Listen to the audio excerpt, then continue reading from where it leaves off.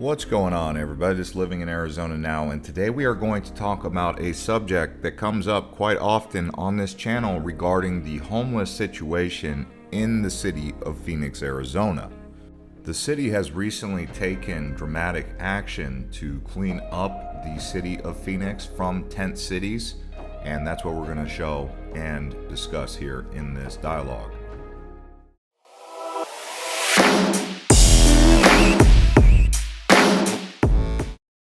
Now, I think we can all agree on several things here. Number one, the homeless situation is truly tragic for the people who have to endure the environment and the harsh climate in the summer here in Phoenix. Homelessness in general is definitely a tragic situation. Also, the people who are patrons of the city going downtown and going across the city, they don't want to see people setting up encampments in the areas where they do business and go to buy things or go downtown.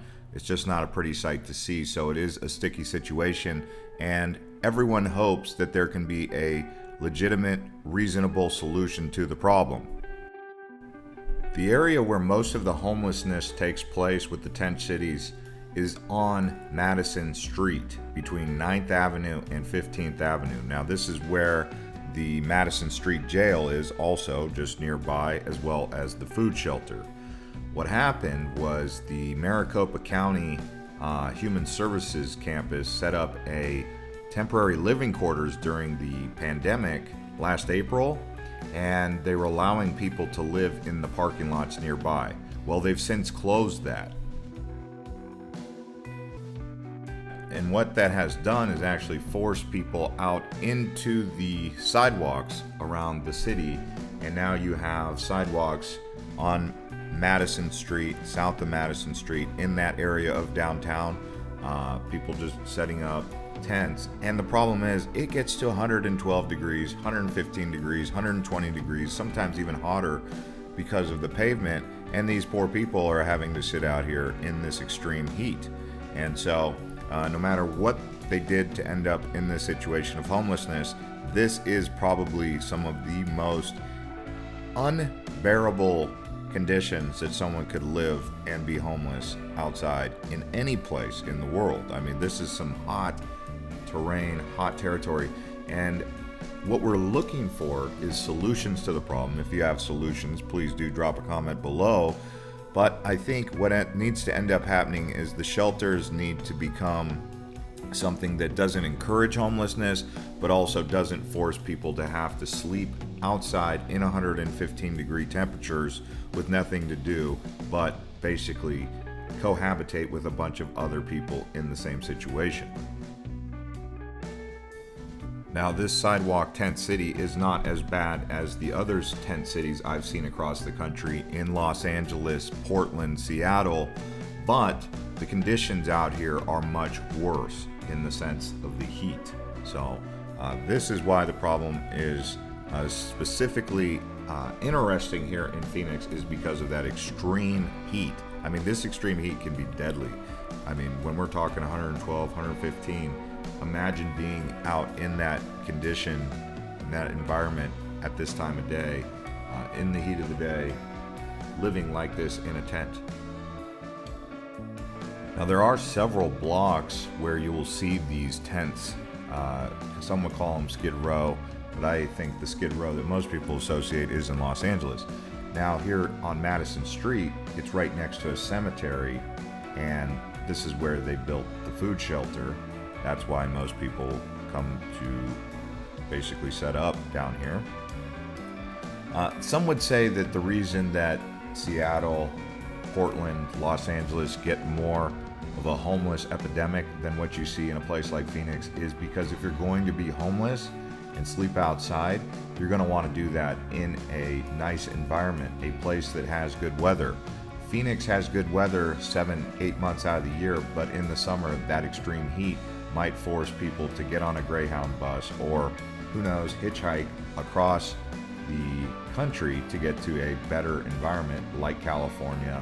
Obviously, Seattle and Portland get snow or cold temperatures in the winter in some cases, but This is why you may have a worse homeless situation in those cities.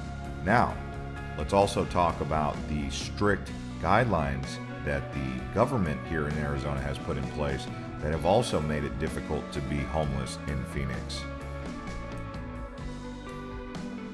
And when you are in downtown Phoenix, you will notice more of a police presence down here.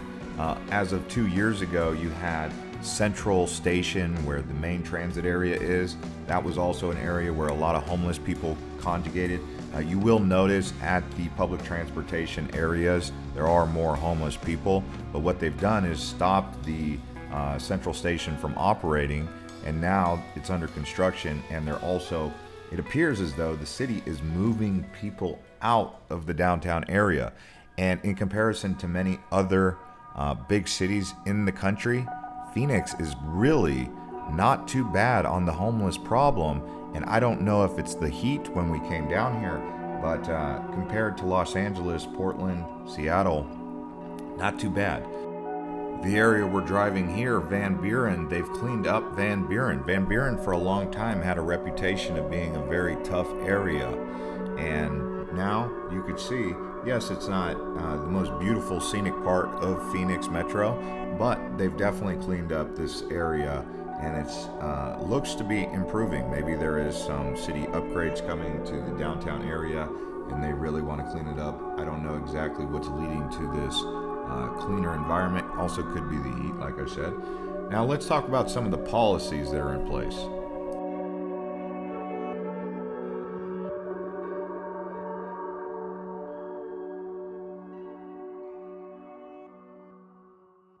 On KTAR News, they've said parking lots housing Phoenix homeless population to close. That was posted on April 19, 2021.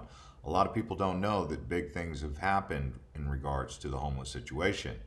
Now, if you look here on the appeal.org, they say Maricopa County moved homeless people to sweltering parking lots in response to the situation that we had going on. I'm not going to say the 5-letter word with the numerical number because, yeah, YouTube doesn't like that.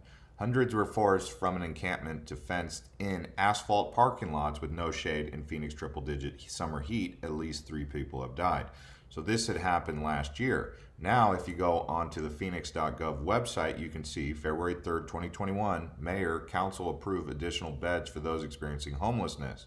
So what had ended up happening was City Council took the step toward adjusting zoning restrictions to add new shelter beds at the Human Services campus located near 13th Avenue in Madison. That's the area we showed you with the tents you can see right here. So Maricopa County is home to nearly 7,500 individuals experiencing homelessness. More than half of those people lack adequate shelter. So $80 million for the situation that happened, shelter beds and other situation-related assistance, $10 million to purchase hotel to house homeless military veterans, summer heat relief. Now, you see all the money that's put out there, but you still see the tents on the side of the road, so it makes you wonder, where did the money go exactly? If $80 million and all this millions of dollars, but people are still sitting out in 110, 115, 112. In this case, the day we were there, it was 112 degrees. They're still sitting on the sidewalks in these tents. Now, obviously, some people choose to be outside, out of shelters and on their own, but it does make you wonder where the money is going. And it's not that we're saying the money is being spent incorrectly. It's that we genuinely would like to know where the money is going if we still see the tents on the sidewalks. On the homeless shelter directory here, you can see there is 19 city listings. So you have Arizona Coalition to End Homelessness. So the battle to stop homelessness has been something that's been going on for a long time now. You can see it's also in other major cities, metro areas. So you have home-based youth services, shelter for youth. No child should be homeless or put into a situation where they're sleeping outside. It's not their fault.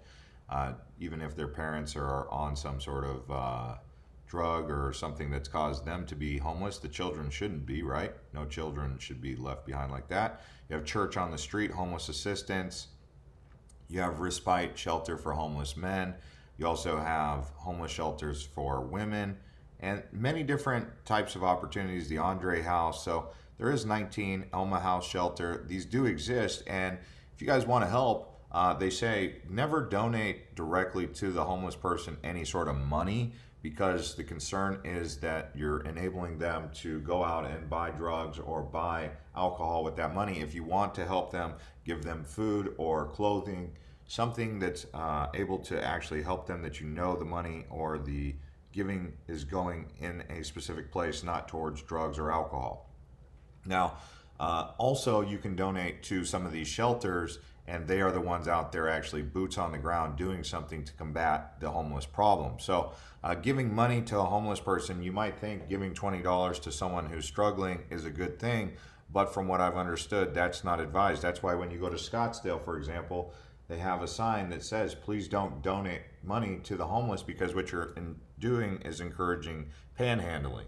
But a lot of people think that when they're giving directly to somebody, that their money's going directly to somebody, without knowing that that money could be going towards drugs, which is further causing more of a problem. So anyways, I just wanted to make this dialogue here about the homeless situation, because you guys keep asking about it. It comes up ever so often, and this is why we made this dialogue here. Like I said, if you guys want to help, look at all these shelters. There's some names. Pause the video, write it down if you guys want. Let me know what you guys think is a solution to the problem of homelessness, and we'll see you guys on the next one. Thanks for watching Living in Arizona Now.